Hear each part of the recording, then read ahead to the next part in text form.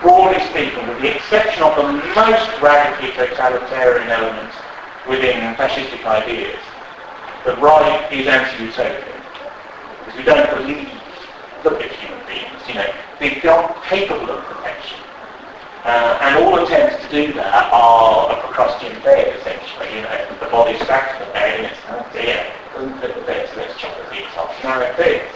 And that is ultimately the most radical left-wing mind.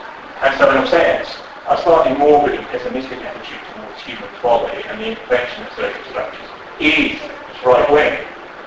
And now, Cowling's influence, I think, is interesting because despite his elitism, despite the fact that very few people outside academic life have heard of him, despite the fact that he's a difficult and prickly customer on the page as in life, he does point to one interesting thing, and that's the combination of metaphysical conservatism and right-wing radicalism with pure theory. The rejection of philistinism and anti-intellectuality, which are largely associated with conservatism. To many people, particularly on the left, many people I only joined left-wing groups when they were young because they thought the right wasn't interesting and wasn't interested in ideas. Don't forget, many people's ideas are quite superficial. Why do you think that when I was at university, the left dominated everything? Absolutely everything. Now the left, in a hard left form, is very small, very attenuated. I'm a lecturer in sociology. And politics is one of the most left-wing institutions in Britain. At that time we found those in North London where all must have degrees in golf, degrees in hairstyling, degrees in peanut butter. You fill in a form and get a PhD in nuclear physics backed by the Weetabix caption. That's 50% will have degrees soon, as Brown wants. That's the way it's going. And of course, if you look at it, the sort of academicism Cowling represented was the complete reverse of that. He would have advocated less universities. He would have advocated, he said, the colleges are just for training people to fix cars, he would say. Get rid of a few of these universities. He said, if everyone can get to have a degree, the degree's meaningless. Indeed, there's the new tendency, isn't there, amongst very posh people, like Diana and this sort of thing, to not get degrees because everyone's got them. So they must not have one, It's a reverse sort of thing. Now some of, sort of social critics would say they're not getting because they're big. But there is a degree to which that which everyone has doesn't mean anything. Why are telephone boxes in mass estates vandalised all the time? And actually they're an important resource for people because no one owns them, no one bothers about them, no one cares for them, and they're the first thing to be trashed.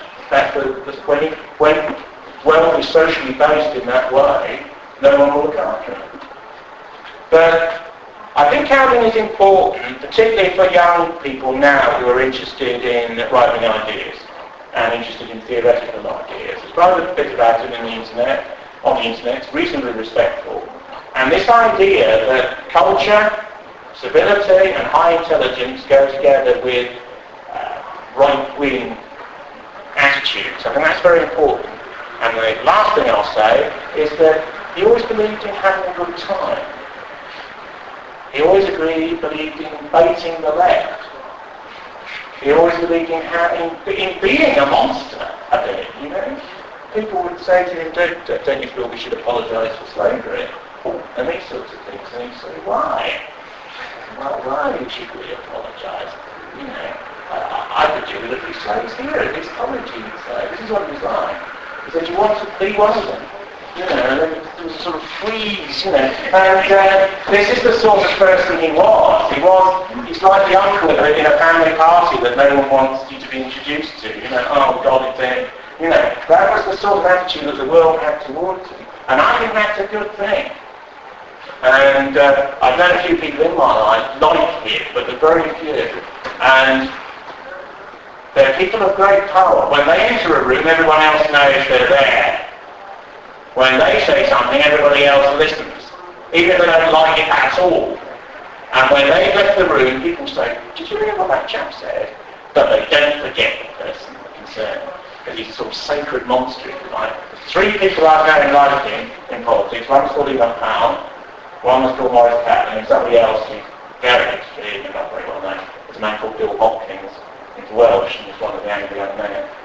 And he's very extreme, far more right-wing than I. But, and so, what I'll say is that the importance of these great sacred monsters of the British intellectual right, you won't hear these names on Radio 4. You won't hear these names in The Guardian. You won't hear these names in the New Statesman.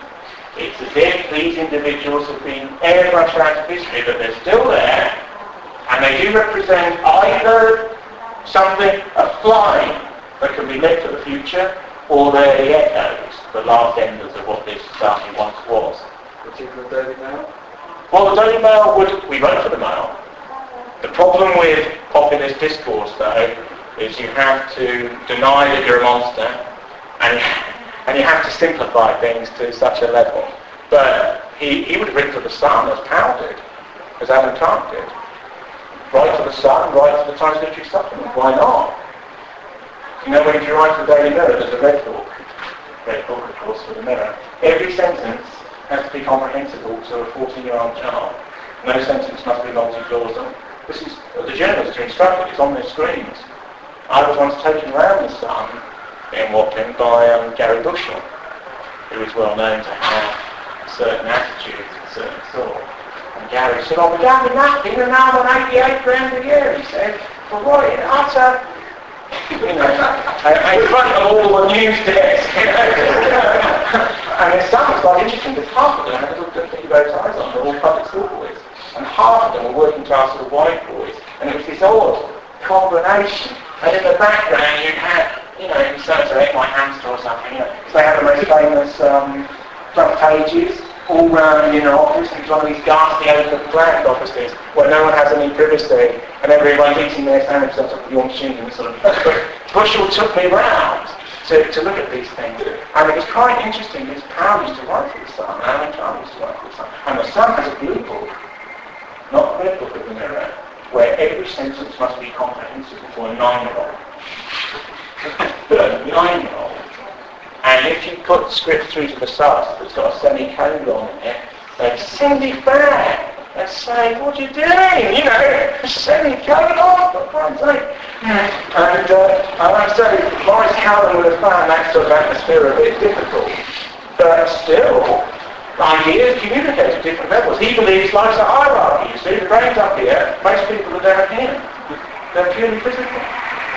So what happens up here filters down to down there. So I'm very pleased to address a group of young people, young educated people, and the future is your generation.